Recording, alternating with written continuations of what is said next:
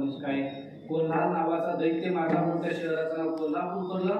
भगवान करवीर तिथं राहत होती म्हणून त्याचं करवीर पीठ पडलं आणि लक्ष्मी तिथं राहत आहे म्हणून लक्ष्मी अशा प्रकारचं त्या देवीचं नाव एवढं सप्तशृंगी असो. पण आपले जे संत मंडळी आहेत या चारही देवीचे भक्त नाही आहेत. मग आपल्या संत मंडळीची जी देवी आहे ती पाचवी देवी आहे. कोणती? आपल्या पंढरपूरच्या पांडुरंगालाच त्या ठिकाणी ते काय म्हणतात? देवी म्हणतात. तरी तू विटेवर सखाये बाई हो करी कृपा माझे मन लाग तुझे बाई हो करी कृपा तू सावळी सुंदरी हो करी कृपा लावण्य मनोहरी हो करी कृपा पंढरपुरी राहिली डोळा पाहिली संती देखिली वरुणी विठाई सच्चिदानंदांबाबाई हो करी कृपा सच्चिदानंदांबाबाई हो करी कृपा. संतांची जी दिवी आहे ती पंढरपूरचीच. त्याच देवीला त्या ठिकाणी ते विठाई किठाई कृष्णाई कानाई किंवा येई हो येई धावलिया किंवा रंगाई हो रंगी रंगाई म्हणजे त्याच पांडुरंगाला ते विठाई अशा प्रकारचं म्हणतात. विठाबाई विश्वंभरे भवछेदके कोठे गुंतरी समाय विश्वाप्रते म्हणजे त्या देवीलाच त्या विठोबालाच त्या ठिकाणी देव अशा प्रकारचं म्हणतात. मग ठीक आहे, आमच्या देवीला आम्ही त्या ठिकाणी उत्सव करतो तो नवरात्रामध्ये. तसं त्या ठिकाणी आपल्या वर्षामध्ये हिंदू धर्म संस्कृतीमध्ये एवढाच एक नवरात्र नाहीये. माझ्या माहितीस तो माझ्या वाचनात आल्यापैकी अजून 2 नवरात्र आहेत आपल्या त्याच्यामध्ये. आता हा शारदीय नवरात्र उत्सव आणि आता परत एक जानेवारीमध्ये एक नवरात्र उत्सव असतो. त्याला म्हणतात शाकंभरी नवरात्र उत्सव. तो दक्षिण भारतात जास्त करतात, कर्नाटक सारख्या ठिकाणी. आपल्या नेवासा तालुक्यामध्ये एका गावात ते शाकंभरी देवीचं मंदिर आहे. तिथं त्या ठिकाणी शाकंभरी उत्सव 9 दिवसाचा होतो. त्याच्यानंतर परत अजून एक उत्तर भारतात नवरात्र करतात, तो म्हणजे पाडव्यापासून तर रामनवमीपर्यंत याचे विस्तृत चैत्र महिन्यामध्ये. याच्यामध्ये त्या ठिकाणी अजूनही नवरात्र असतील, पण माझ्या माहितीतून हे 3 नवरात्र आहेत. मग आम्ही आमच्या देवीचा नवरात्र असा साजरा करतो. मग तुमच्या विठाबाईचा नवरात्र कधी असतो, विठाबाईचा उत्सव कधी असतो, त्यावेळेस नाथ मला सांगतात की कार्तिकी तुझ्या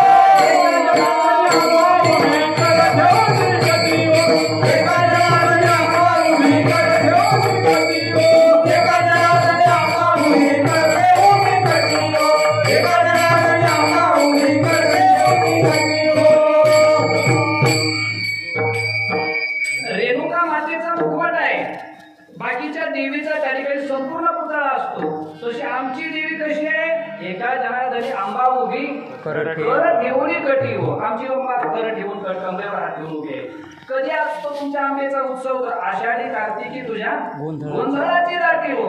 बरं, गोंधळी असताना त्याच्यामध्ये एक मुख्य माणूस असतो, तो म्हणजे तो दिवट्या.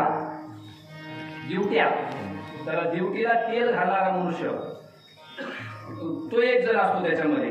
तसं आता त्या ठिकाणी त्यांनी सांगितलं पुंडलिका दिवटा शोभे वाळवून, दिवटीला तेल घालणारा पुंडलिक आहे. तसे आता तेल घालणारे माणसं कमी नाही राहिले म्हणा, भरपूर आहेत. गल्ली गल्लीला तेल घालणारे माणसं आहेत कितीतरी. पण निदान त्या ठिकाणी त्यांच्या याच्यामध्ये पुंडलिका दिवटा शोभे वाळवंटी हो, पुंडलिक दिवटा आहे. बरं, आता प्रत्येक देवतेचा जय जयकार वेगळा आहे.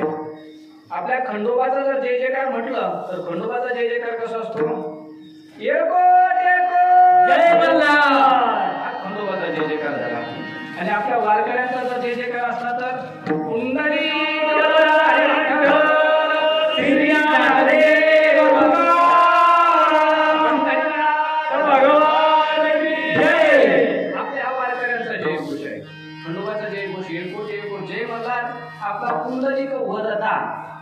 पुंडलिक वरदा किंवा वरदे म्हणा, वर पुंडलिकाला वर देणारा. श्री ज्ञानदेव म्हणजे पंढरीनाथ भगवान, त्याच्यानंतर श्री ज्ञानदेव तुकाराम असं म्हणतो आपण. का तर ज्ञानोबा आहे आणि तुकोबा आहे, पाया आणि कळस हे दोन घेतले की बाकीचे म्हणायची गरज नाही. आणि त्याच्यानंतर जय जयकार करत असला तर आपण ज्या मंदिरात आहोत त्या मंदिराचा जय जयकार आणि आपण ज्या गुरु परंपरेत आहोत त्या गुरुचा जय जयकार, बस एवढेच करायचे. काय त्या उत्तर भारतीय लोकांनी फॅड आणलं गेलं आपल्याकडं, जे जय जयकार चालू होती त्यांच्यावर अमुक की जय, तमुक की जय, आपले आपले माता पिता की जय. शेवटी ते एक ऐकला महाभागवतून आप आपकी भी जय हो. म्हणजे प्रत्येकाचा जय घोषवरच चालतो त्यांचा. पण भारतीय संप्रदाय ज्ञानदेव तुकाराम म्हटलं की साऱ्यांचा जय घोष आला त्याच्यामध्ये, त्यांच्या मंदिरात आहोत आपण त्यांचा जय घोष, असा आपला भारतीय संप्रदाय जय घोष. मग देवीचा जय घोष कसा असतो? उदो बोला उदो बोला उदो बोला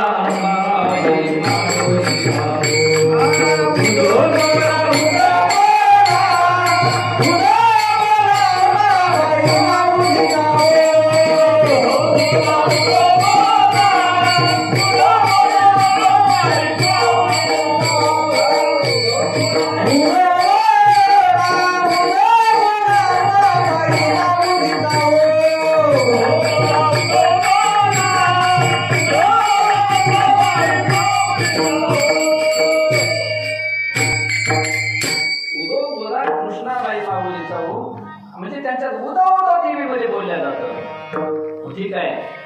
आणि त्याचबरोबर देवीचा गोंधळ घालायचा असला तर त्या ठिकाणी मंडप द्यावा लागतो, त्याच्यानंतर ते ताटं लावावं लागतात, त्याला फुलवारा म्हणतात काही भागामध्ये. त्या तेलच्या बांधल्या जातात, ताटं लावल्या जातात, मंडप बांधला जातो. तसं तुमच्या विठाईचा गोंधळ घालत असताना तुम्ही मंडप कोणता लावता? नाथ महाराज सांगतात आमची विठाई संकुचित नाहीये, एकदिशी नाहीये, व्यापक आहे. त्रैलोक्यात तिचं रूप भरलेलं असल्यामुळं या देवीच्या गोंधळाकरता आम्ही जो मंडप घातला तो मात्र हरी स्वर्ग मृत्यू पाताळ याचा मंडप घातिलावो, स्वर्ग मृत्यू पाताळ याचा मंडप घातिलावो, चारी वेदाचा फुलवरा बांधिलावो, चारी वेदाचा फुलवरा बांधिलावो, शास्त्रे पुराणे अनुवादित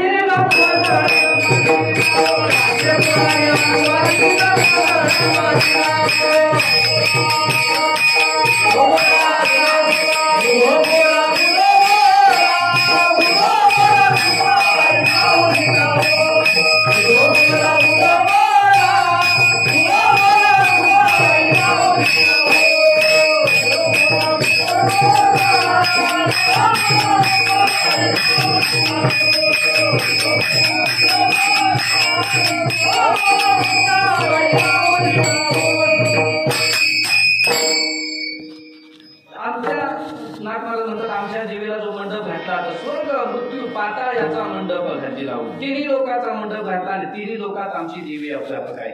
ठीक आहे. अशा देवीला नाथ महाराज नवस करतात. कोणत्या? विठाई देवीला. नवस करत असताना गमत अशी बघा, नवस कशाला म्हणतात? आपल्या जीवनातल्या अडचणी त्या देवतेसमोर मांडायच्या आणि त्या मोबदल्यात मी काहीतरी करीन अशी बोली करायची, त्याला म्हणतात नवस. पण नवस करत असताना एक लक्षात ठेवा, आपल्याही त्या ठिकाणी कर्म तितकंच चांगलं असलं पाहिजे, त्यावेळेस देव आपल्या कामी येतो, देव नवस पूर्ण करतो. आपण जर कर्म करायचे चुकत असाल तर देव कधीच नवस पूर्ण करीत नाही. आपले कर्मही तेवढे शुद्ध असावे लागतात तर त्या ठिकाणी देव नवस पूर्ण करतो, कारण देव कुणाच्याही त्या ठिकाणी मदतीला येत नाही. जर आपले कर्म जर वाईट असतील, पाप कर्म असतील आणि मग जर आपण देवी समोर नवस करत असाल तर कधीच देवी नवस पूर्ण करणार नाही, कारण की आपल्या वाईट कर्माची दुरुस्ती देव सुद्धा करीत नाही. मला दुसरा शब्द वापरायचा होता, वापरून पाहतो, तुम्हाला पटला तर घ्या. मला वाटतंय आपले जर कर्म चुकले तर त्या कर्माची दुरुस्ती देव सुद्धा करू शकत नाही. का करू शकत नाही? त्याने जर त्या कर्माची दुरुस्ती करून आपलं जर चांगलं केलं तर तो देव राहणार नाही. थोडक्यात सांगतो, एखादा शाळेतला मुलगा अभ्यास करीत नाही, त्याला जर त्या गुरुजींना पास केलं तर तो गुरुजीच नाही. मग म्हणजे वाईट कर्म करणाऱ्यालाही जर देव कल्याण करत असेल तर तो देव राहणार नाही, तो सुद्धा आजकालचा नेता होऊन बसल, भ्रष्टाचारी होऊन बसल. तो फक्त आपल्याच लोकांना सांभाळायचं आणि दुसऱ्या लोकांना त्या ठिकाणी नोटिसा पाठवायच्या, हे त्या ठिकाणी देवाचं कर्तृत्व होऊन बसल. पण तसं नाहीये. तर आपलं एकटा तुकोबरा म्हणतात आमचं कर्म जर चुकलं देवा तर तू सुद्धा काही करू शकत नाही. कर्म दुस्तरासी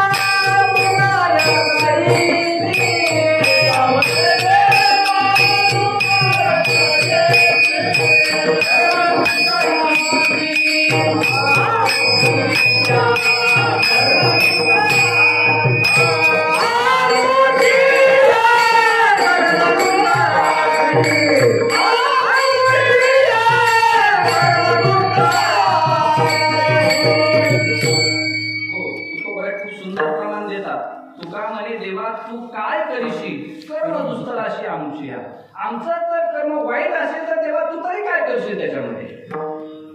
त्यामुळं नवस करत असताना आपले कर्म चांगले पाहिजे. आपले कर्म वाईट आहेत आणि मग या देवाकडे जा, त्या देवीकडे जा, त्या आटाआटी दूर करण्याकरता, या देवासमोर नमस्कार आटाआटी जाण्याकरता, त्या देवीसमोर नमस्कार आटाआटी जाण्याकरता, या बाबाकडे जाय आटाआटी जाण्याकरता, त्या साधूकडे जाय, त्या जोग्याकडे जाय, इकडं तिकडं जाऊन ह्या बाबाकडून त्या बाबाकडे जाऊन आटाआटी जाते, पण त्याची नाही त्या महाराजाची.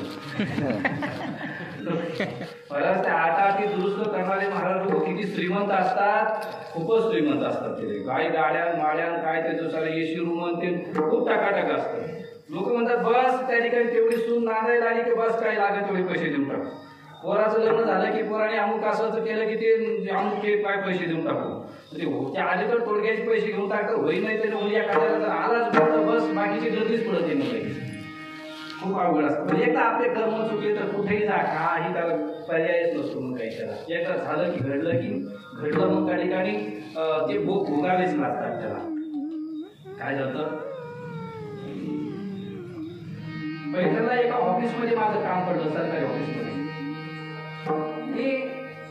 मला ती नक्कल घ्यायची होती एका कागदाच्या त्या ऑफिसमधून.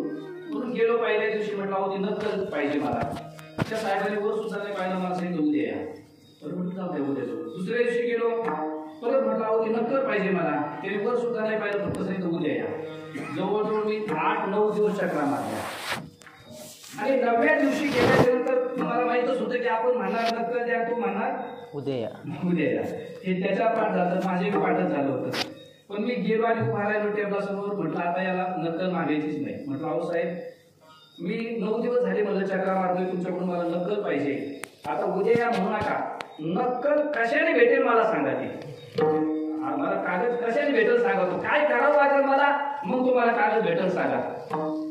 मग ते थोडंसं वर पाहिलं. मला म्हणे किती दिवस झाले. म्हटलं 9 दिवस आला. आता 9 दिवस झाले म्हणलं चक्रा मारतोय.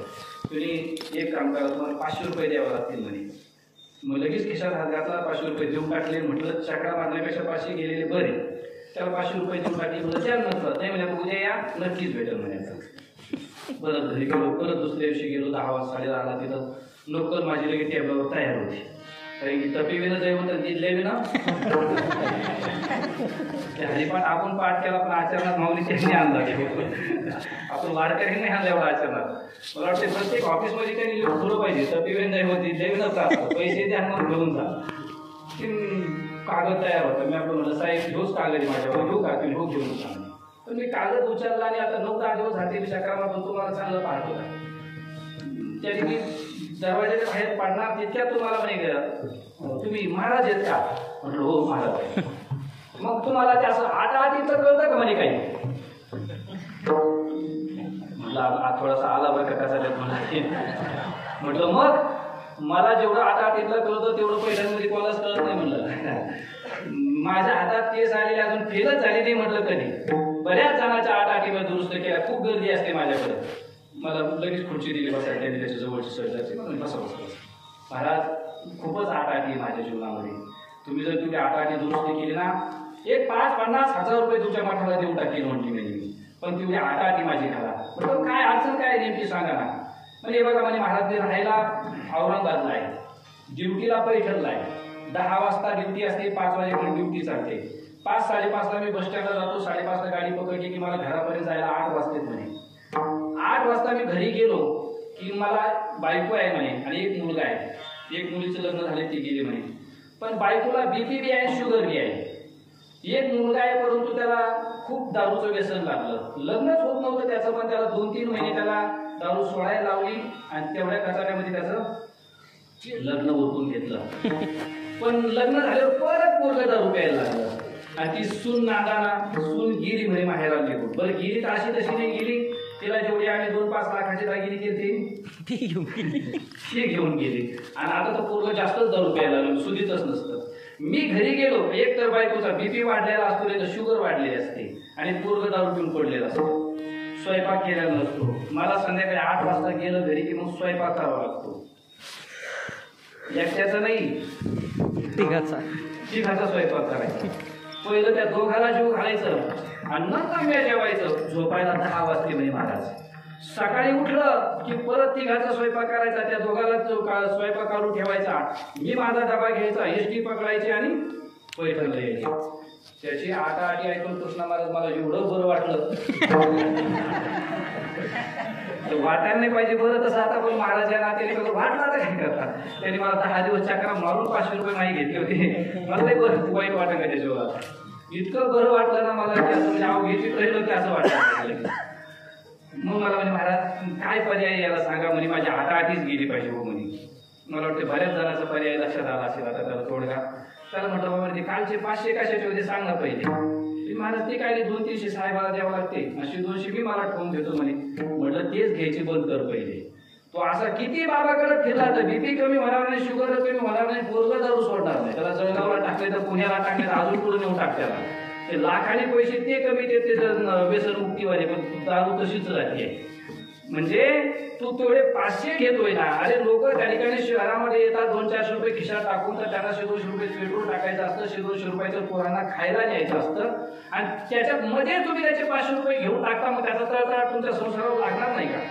असे जर हरामाचे एका माणसाकडून 500 तर तुम्ही रोजचे 10-5 हजार रुपये कमीत असतात आणि असा हरामाचा पैसा मग तुम्हाला बीपी नाही वाढायचं, मग शुगर नाही वाढायचं, काय निरोगी ठेवील का तो पैसा मग? म्हणजे मला हे सांगायचं आहे, इकडे कर्म चुकतायत आणि मग आटाआटी करता देवाला नवस करायचा कधीच जमणार नाही. आपले कर्म जर चांगले असतील आणि मग जर देवाला नवस केला तर त्या ठिकाणी ते शक्य आहे. नाथ महाराज म्हणतात सत्वर पावगे मला भवानी आहे रोडगा हा देवीच्या प्रसादातला एक पदार्थ आहे. सर्वांना माहिती आहे. पीठ असतं ते मळायचं, विस्तावावर ते भाजायचं आणि ते रोडगा म्हणून देवीला व्हायचा. काय नवस आहे नाथ महाराज तुमचा? नाथ महाराज म्हणतात माझा सासरा सध्या गावाला गेलाय, त्याला तिकडंच खरं अभंगाच्या सूत्राच्या Yeah.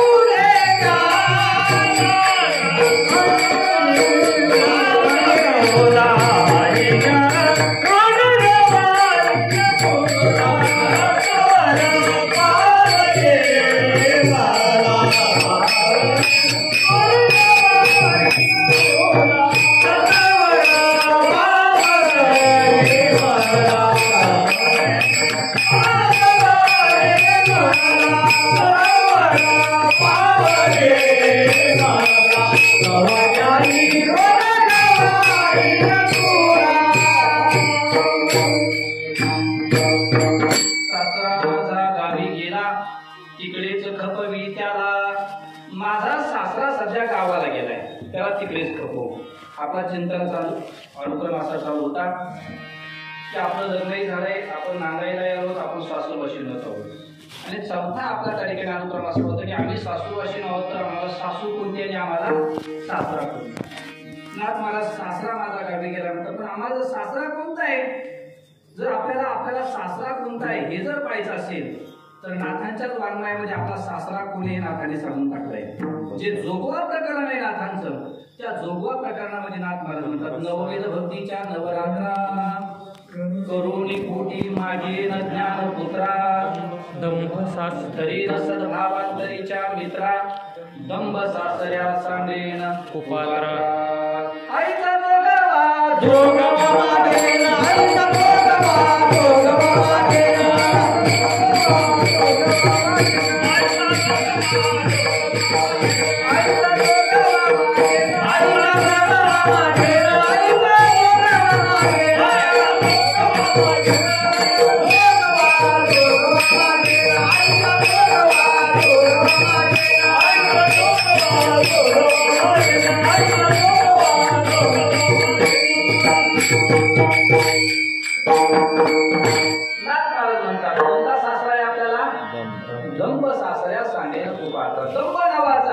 अहंकार नावाचा आपल्याला शास्त्र आहे. खूप भयानक आहे महाराज हा शास्त्र. शास्त्र काय करतो, ताब्यात ठेवतो. त्या सुनेला स्वतःच्या ताब्यात ठेवतो, घर त्याच्या ताब्यात असतं सारं. तो त्याच्या सत्तेच्या बाहेर कोणालाच वागू देत नाही शास्त्र घरातला. हा आपला सुद्धा अहंकार नावाचा शास्त्र खूप भयानक आहे. सर्वांमध्ये त्या ठिकाणी भयानक म्हणजे दोषामध्ये भयानक त्या ठिकाणी सांगितलं आहे, म्हणजे तो म्हणजे दंभ. तसे त्या ठिकाणी 3 विकार भयानक सांगितला. हे तिन्ही जवळ जागती तो विकयाची प्राप्ती, हे माझे का नाही गती देवो ही म्हणे. देव सुद्धा सांगतात की काम, क्रोध आणि अहंकार हे जे विकार आहेत, हे विकार जागत असताना कुणालाच नित्याची प्राप्ती होत नाहीये. अहंकार हा माणसाला देवापासून बाजूला घालतो.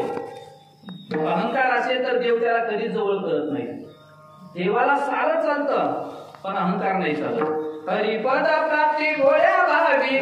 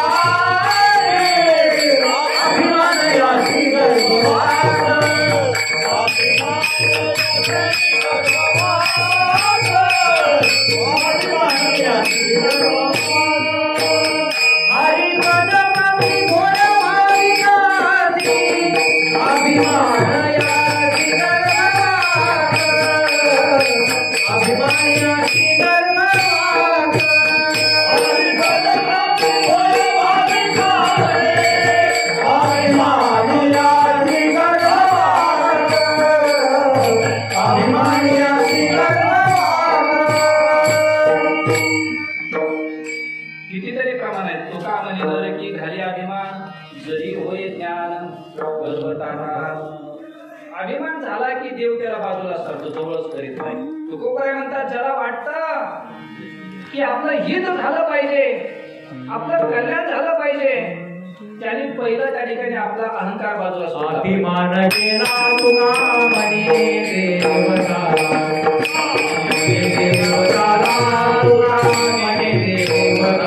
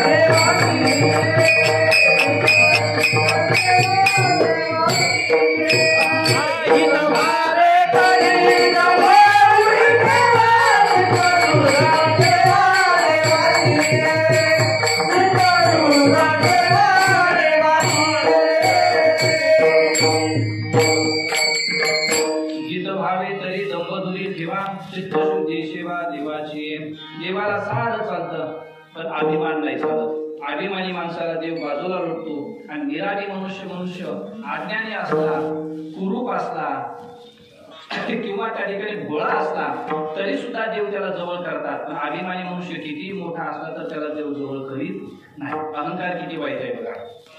महाभारताचं युद्ध आणि रामायणाचं युद्ध दोन्ही युद्धामध्ये सारखं आहे, सारख्यापण आहे, काही त्याच्यामध्ये भेद नाहीये. रामायणाचं युद्ध सुद्धा वनवासी विरुद्ध राजाचं आहे आणि महाभारताचं युद्ध सुद्धा वनवासी विरुद्ध राजाचं आहे. रामचंद्र प्रभाव वनवासी आहेत, रावण राजे आहेत, पांडव वनवासी आहेत, कौरव राजे आहेत. गंमत अशी आहे दोन्ही युद्धामध्ये की दुसऱ्या दिवशी आता युद्ध व्हायचं होतं पांडवाचं. आदल्या दिवशी संध्याकाळच्या वेळेला सर्व सैन्य देवाने एकत्र बसवलं आणि प्रत्येकाला विचारलं कोण किती सैन्याला किती दिवसात मारेल. प्रत्येकाची शक्ती आजमावण्याचा प्रयत्न देवाने केला. प्रत्येकाला विचारलं, कोणी सांगितलं मी 15 दिवसात युद्ध समाप्त करेल, कोणी सांगितलं मी महिन्यात करेल, कोणी सांगितलं मी 2 महिन्यात करेल. पण एक योद्धा उठला पांडवांच्या बाजूचा आणि त्याने सांगितलं मी एका दिवसामध्ये पूर्ण कौरवाचं सैन्य संपवेल. एकटा संपेल आणि एका दिवसात संपेल. काय होतंय पण मला त्या योद्ध्याचं ते नावच आठवत नाही. बऱ्याच वेळेस माझ्याकडून चुकते. त्याचं घटोत्कचाचा मुलगा बरोबर तो बरोबरी त्याचं नाव बऱ्याच वेळा माझ्या ध्यानातून लक्षातच येत नाही. त्या दृष्टांत सुरू करतो मग अडचण येते. तो बरोबरी काका तुम्ही सांगितलं बरोबरी. तो बरोबरी नावाचा युद्ध उठला. त्याने मी एका दिवसात युद्ध संपेल म्हणे, सर्व कौरव सैन्य मारेल. लगेच देवाने सुदर्शन चक्र सोडलं, बरोबरीचं मुख वळवलं. ते कोणी होते एका झाडावर ठेवलं, कोणी होते एका डोंगरावरती ठेवलं मुंडकं त्याचं आणि त्याला सांगितलं सर्व युद्ध बघ. मला सांगा देवाचं कुठलं नाही हो. किती मोठी चूक आहे देवाची. जर बरोबरीला युद्ध करायला लावलं असतं तर एका दिवसात संपलं असतं. नुसतं एका दिवसात नाहीये. कौरवाचे सारे मेले असते आणि पांडवांचं एकही त्या ठिकाणी मेलं नसतं. किती चांगली गोष्ट झाली असती. उलट बरोबरीला युद्ध करू दिलं नाही. अर्जुन युद्ध करीत नव्हता, त्याला करायला लावलं. तो नाही म्हणतो युद्ध करायला, त्याला करायला लावलं. बरं परिणाम मात्र आला. कौरवाचाही सैन्य संपलं आणि पांडवाचं सुद्धा सैन्य संपलं. किती मोठी हानी झाली असेल महाभारतामध्ये. कारण माणूस गेला की त्याच्याबरोबर ज्ञानही जातं ना. द्रोणाचार्य गेले म्हणजे धनुर्विद्या केली, भीष्माचार्य गेले म्हणजे युद्धाची लीला केली, कृपाचार्य गेले म्हणजे त्या ठिकाणी अजिंक्य कसं राहायचं तेही गेलं. म्हणजे योद्धेही संपले आणि युद्धाचं ज्ञानही संपलं. किती मोठी हानी झाली महाभारतामध्ये त्या युद्धाने. देवाने जर बरोबरीच ऐकलं असतं आणि 1 दिवसात युद्ध संपलं असतं तर पांडवांच्या बाजूचे सारे सैन्य जिवंत राहिले असते. पण नाही, देवाने त्याला मारलं. अर्जुन युद्ध करीत नव्हता, त्याला करायला लावलं. ही जशी घटना त्या ठिकाणी महाभारतात घडली अशीच घटना रामायणाच्या युद्धामध्ये घडली. सांगतो पण आधी भजन करता मग सांगू का तसंच सांगू? भजन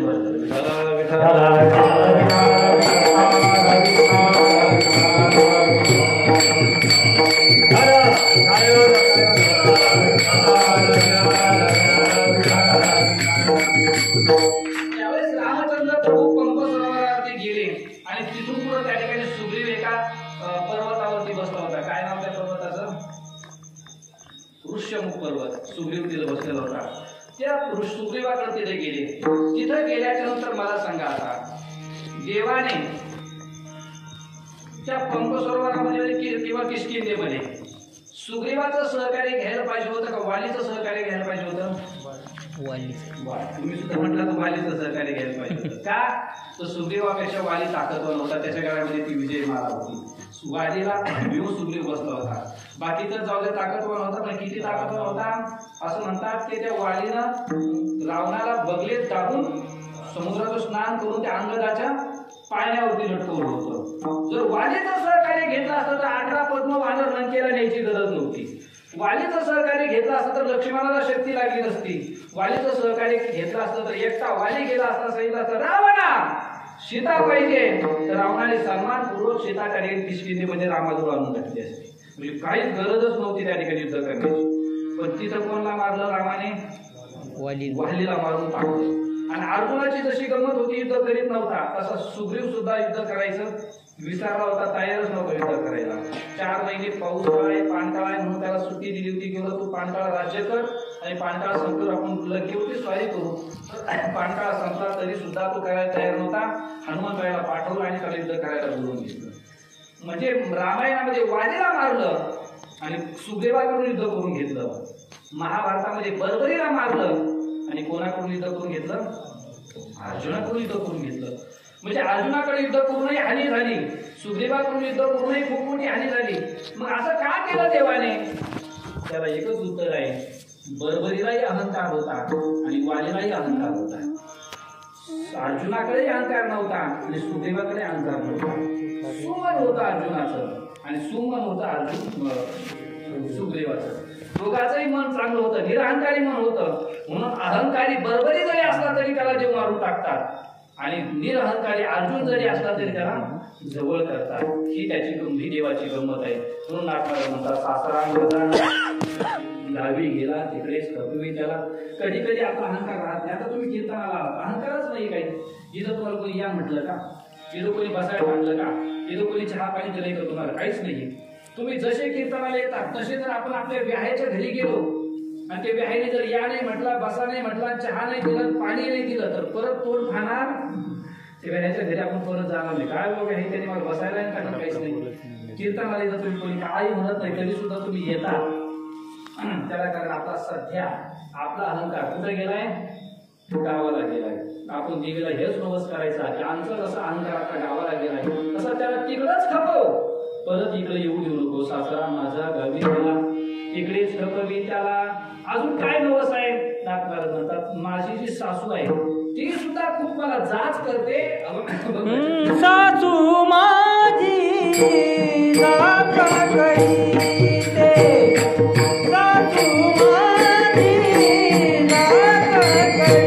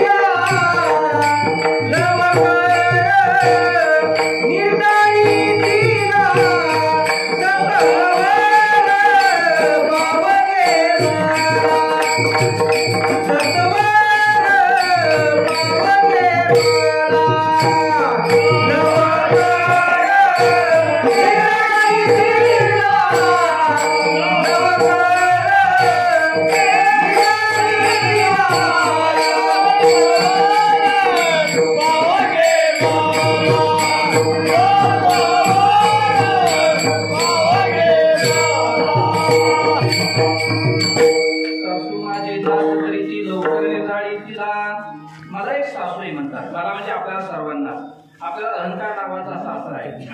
आता सासू कोण आहे नेमकी आपल्याला? मग त्या अहंकाराचं जिच्या बरोबर लग्न लागतं तिला म्हणतात सासू. कोणाबरोबर लग्न लागलं अहंकाराचं? त्याच्याकरता आपल्याला ज्ञानेश्वरीत जावं लागेल. ज्ञानेश्वरीमध्ये सुंदरशी उभी आहे बघा 7व्या अध्यायामध्ये.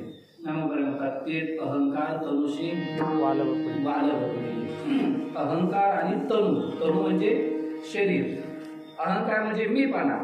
त्या मीपणाचं या शरीराबरोबर लग्न लागलं म्हणजे मी शरीर आहे अशी आपली बुद्धी झाली तर मग आपला अहंकार सासरा आहे. मग सासू कोण झाली? आपली शरीर. अहंकार तनुशी वादव पडिले. अहंकाराचं आणि शरीराचं म्हणजे ज्याचं लग्न लागलं तर मग शरीर नावाची आपली सासू झाली. कसं अशी गंमत आहे बघा. मी देह आहे म्हणणं ही कर्मबद्धता आहे आणि मी ब्रह्म आहे म्हणणं ही कर्मातून सुटल्याची स्थिती आहे. जर मी ब्रह्म आहे म्हटलं की आपल्या हातून कर्म जरी घडलं तर त्या कर्माचं प्रायचित्त आपल्याला भोगावं लागत नाही. तुका म्हणे आम्ही सर्व एकदा ब्रह्मरूप झालोच आपण की आपल्या हातून घडलेले कर्म ते पापाचे कर्म असू दे पुण्याचे कर्म असू त्याची पद्धत आपल्याला लागत नाहीये. तरी तया करण्यातू भोका त्रैलोक्याचा घातून परी तेने केली मातू बोलोची नाही. एखाद्या ब्रह्मरूप झालेल्या माणसाकडून कर्म जर घडले तर त्या कर्माची कर्मबद्धता त्याला लागत नाही. मी शरीर आहे म्हटलं की सर्व जन्म मरणाचा फेर आपल्याला भोगावा लागतो. त्या करणे करी सकळी परिकर्म बंधना नाटाळे. तो कर्म सारे करतो, कर्म चुकत नाहीये. संतांचे सुद्धा एक नाही 2-2 लग्न झाले. प्रभा काकाचे 2 लग्न झाले, तुकोबरायांचे 2 लग्न झाले, त्यांनाही मुलं झाले, त्यांनी संसार केला. पण त्या संसाराच्या कर्मबंधनात ते सापडलेले नाहीयेत. अलिप्त जळी आलिप्त कमळ जळी आलिप्त कमळ जळी जायची. त्यामुळं मी देह आहे म्हटलं की सर्व दुःख भोगावे लागतात, आणि मी ब्रह्म आहे म्हटलं की मग दुःख भोगावे लागत नाही. आणि मी देह आहे म्हणणं अहंकार झाला सासरा, अहंकार हा सासरा झाला, आणि शरीर आपली झाली सासू. विठाला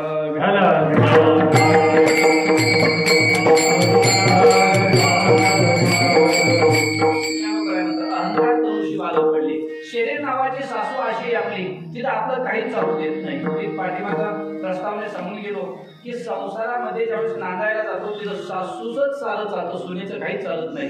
तसं आपल्या या शरीरात सुद्धा आपलं काहीच चालत नाही, सारं चालतं ते शरीराचं. जसं व्हायचं, जसं काय व्हायचं ते शरीराचं तसं होत राहतं. आपल्या मनाप्रमाणे शरीर चालत नाही. उदाहरणार्थ काळे केस पांढरे व्हायचे आपल्या मनात तसं होतात, डोळे जायचे आपल्या मनात तसं जातात, कान बहिरे व्हायचे आपल्या मनात तसं होतात. काय व्हायचं ते शरीराचं आपोआप होतं. आपण खात राहतो तर तरी सुद्धा शरीर क्षीण बनत राहतं. याचा अर्थ आपल्या हातात नाही. मग सासू माझी जात तरी ती लवकर निघाली तिला, म्हणजे या चरणातून नाथांचा नवस आहे शरीर संपू दे, आणि शरीर संपू दे म्हणजेच मला मुक्त कर. कारण की जोपर्यंत शरीर आहे तोपर्यंत माणसाला कर्म करावेच लागतात. जो शरीरात आला की त्याला कर्म चुकत नाहीये. कशाप्रमाणे बांधून हात पाय, जो रथी हाताला जाय न जाय तरी जाय दिगंतरा. तो म्हटला मला नाही जायचंय पण तरी सुद्धा त्याला जावं लागतं. कधी त्याचे हातपाय बांधून जर रथात टाकले तर त्याला जावंच लागतं. तसं या शरीरात आल्यानंतर त्याला कर्म करावेच लागतात, जन्ममरण भोगावंच लागतं. उदाहरणार्थ जोपर्यंत शरीर आहे तोपर्यंत माणसाला सुख दुःख भोगावे लागतात. शरीर संपलं की मग सुख दुःख संपताय. म्हणून नाथ महाराज म्हणतात हे शरीर संपू दे, हे शरीर संपलं पाहिजे. मला शरीर नकोय आता. या शरीरातून माझी मुक्तता झाली पाहिजे.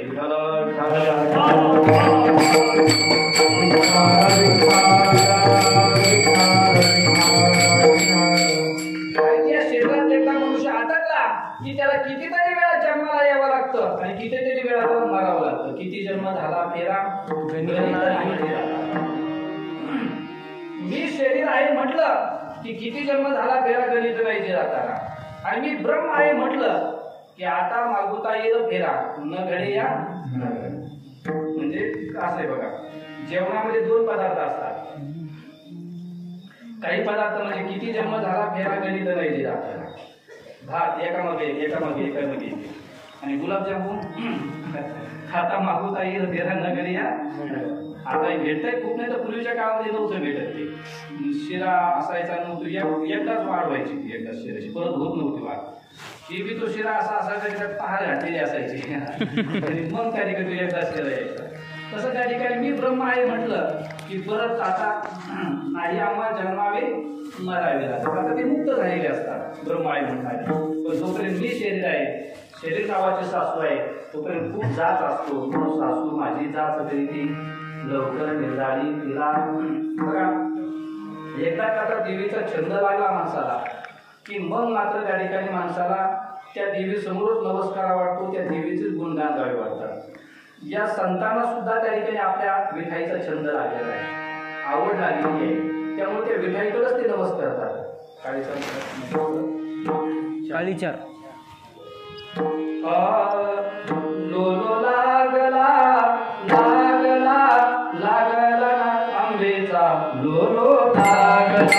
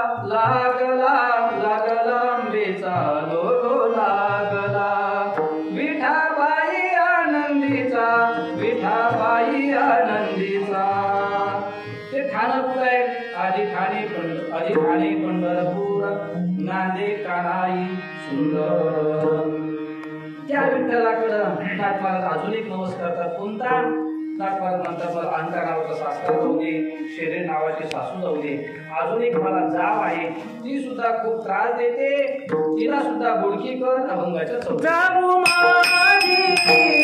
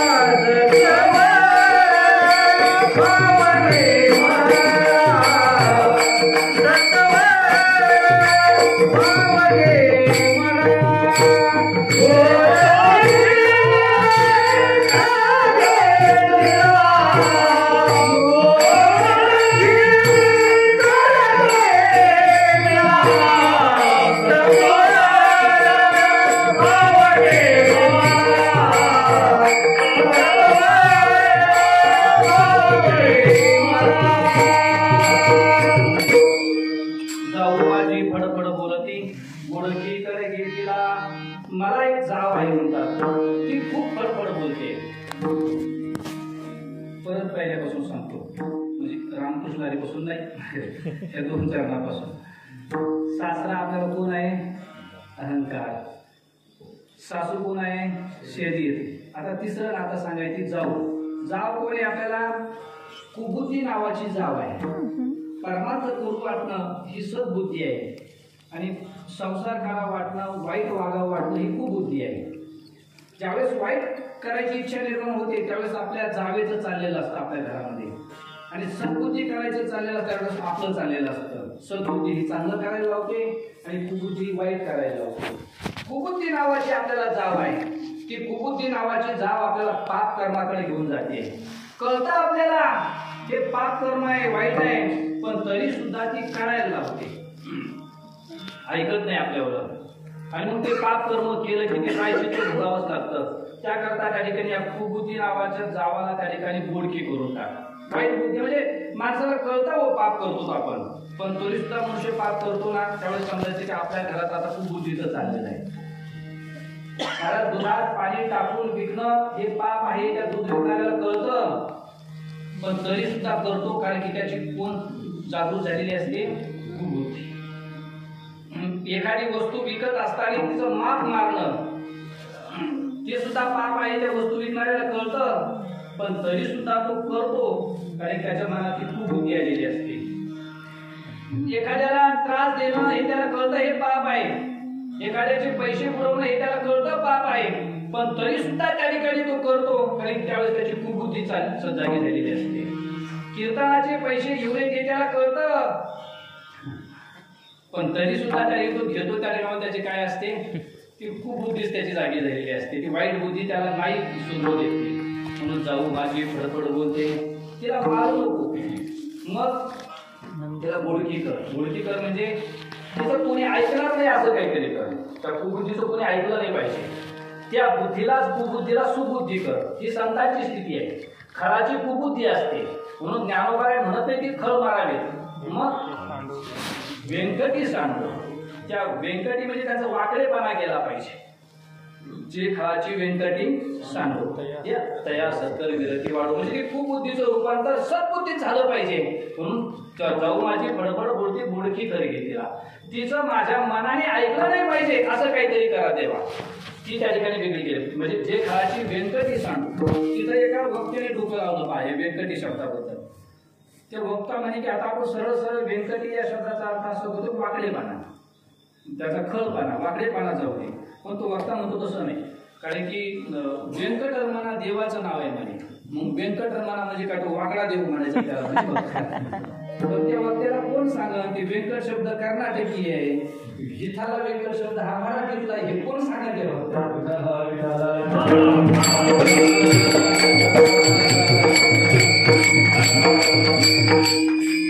कुमुदी नावाची जाव आहे, तिथं माझ्या मनाने ऐकलं नाही पाहिजे म्हणून तिला बोडकी कर. आणि बोडकी या शब्दाचा दुसरा असा अर्थ होतो की विधवा स्त्री.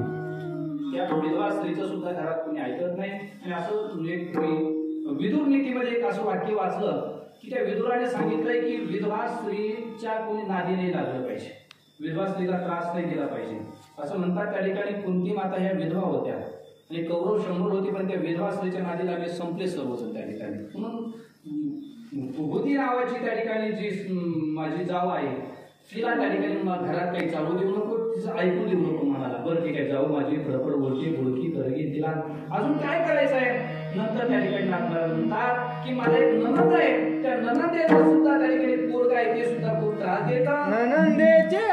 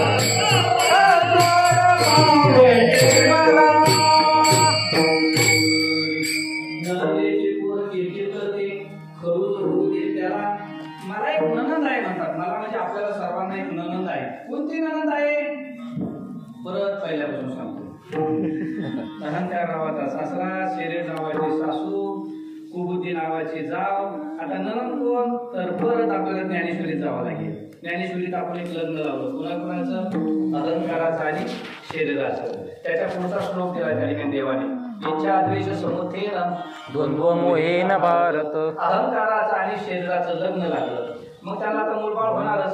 मग त्या लोक काय म्हणतात, त्यांना एक मुलगी झाली पहिलीच. काय नाव तिचं? ते तर इच्छा ही कुमारी झाली, ते कामाच्या तारुण्य आली, ते तर द्वेषीशी मांडलेली वराडी. आता एवढं बारीक चिंतन सांगतो, ओव्या सांगतो, कारण की निलज गाव आहे. नाही तर असं इतकं बारीक चिंतन जर सांगितलं तर त्या ठिकाणी लोक परत आम्हाला त्या गावात बोलीतच नाही. तुम्ही सतत चिंतन ऐकणारी माणसं, सतत पारायण करणारी माणसं. आता पारायण चालू आहे म्हणजे का आता कसं घाटाच ना गाथा आहे आणि ज्ञानेश्वरी देवी महात्म्या आणि मंदिरात पहिलं चालायचं सतत पाठीमागं तुमच्या गावात दुसऱ्या गावात सुद्धा घेतो की अखंड सप्ताह चालू म्हणत असतो त्या गावात. सारखा तुमचं तरी हरिपाठ चालू असतं, कीर्तन चालू असतं, भजन चालू असतं किंवा पारायण चालू असतं, मी सप्ताह चालूच आहे सारखा. तर ज्ञानोबरानंतर ते इच्छाही कुमारी झाली, त्या अहंकाराला आणि शरीराला इच्छा नावाची मुलगी झाली. म्हणजे सासू सासऱ्याची मुलगी ही आमची कोण असते? ननदच ना. सासू सासऱ्याची मुलगी त्या सुनीची ननद असते. म्हणजे आपल्याला ननद कोण आहे तर इच्छा. इच्छा नावाची आपल्याला ननद आहे. आणि इच्छा नावाची ननद इतकी वाईट आहे की संत मंडळी सांगतात इच्छा उत्पन्न तर होऊ देऊ नकाच, पण नाथ महाराज म्हणतात की त्या इच्छेचं तोंड सुद्धा पाहू नका. पाहू नका पडाल नरकावारी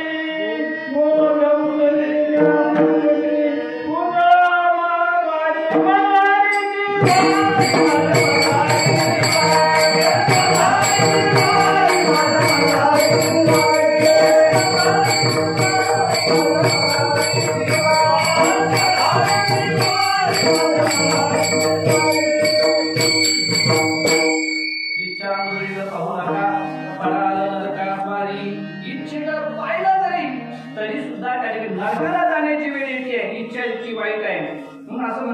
ठिकाणी पदार्थ माणसाला दुःख देत नाही, त्या पदार्थाची इच्छा माणसाला दुःख देते. पदार्थाबद्दल इच्छा जरी निर्माण झाली तरी सुद्धा ती दुःख देते. म्हणून तुकोबराय प्रार्थना करतात ना, तेथे माझे अर्थ नको देवा, आणि तो न लगे माईक पदार्थ तेथे माझे अर्थ नको देवा. माईक पदार्थ तर नकोच, पण त्या माईक पदार्थाबद्दल इच्छा सुद्धा नको. मला वाटतं एक प्रक्रिया तुम्ही ऐकली असेल कीर्तनामध्ये, समर्पक काय म्हणून समजून चालतो. संसारामध्ये आपण दोन पदार्थ आणतो, एक इच्छे करता आणतो आणि काही गरजे करता आणतो. घरात आपल्या दोन पदार्थ असतात, काही पदार्थ आपण इच्छे करता आणलेले असतात, काही गरजे करता आणलेले असतात. तर इच्छे करता आणलेले पदार्थ दुःखच देतात आणि गरजे करता आणलेले पदार्थ दुःख नाही देतात. घरात दोन प्रकारच्या वस्तू आहेत. घर बांधणं गरज आहे की इच्छा आहे? गरज आहे. तरी अन्न वस्त्र निवारा ह्या मूलभूत गरज आहे. घर बांधणं गरज आहे. आता पुढचं उत्तर सुद्धा मला तुमच्याकडून अपेक्षित आहे. जसं घर बांधणं गरज आहे उत्तर दिलं, तसं घर बांधणं गरज आहे, पण घरात टीव्ही आणणं ती गरज नाही ना. आणि गरज तिला म्हणतात की जी नाही केली तर मनुष्य मरू शकतो, आणि इच्छा तिला म्हणतात की जी नाही केली तरी चालते. घर बांधणं गरज आहे, पण घरात टीव्ही आणणं इच्छा आहे. जेवण करणं गरज आहे, आणि जेवण झाल्यानंतर माळकरी असून तांबाखू तोंडात टाकणं ती इच्छा आहे ना. म्हणून इच्छा मुळीच पाहू नका पडाला नरकात बाहेर. इच्छा ही वाईट आहे, गरज वाईट नाहीये.